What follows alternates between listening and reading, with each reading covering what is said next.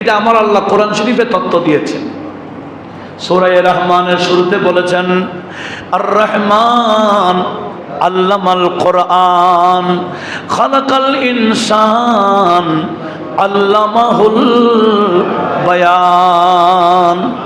আল্লাহ বলেন, যাররা থেকে ছোট হোক, যাররা থেকে বড় হোক, সব কিছুর বর্ণনা কোরআনে পাকে আছে।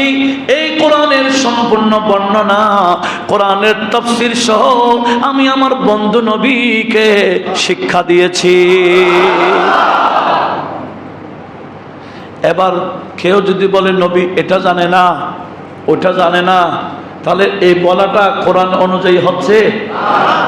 আল্লাহ বলে কোরআনের বয়ান সহ নবীকে শিখাইলাম। কোরআনে কি আছে?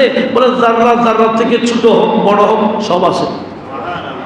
আসমানের বিষয়, জমিনের বিষয়, কোন বিষয় গোপন নাই কোরআনে।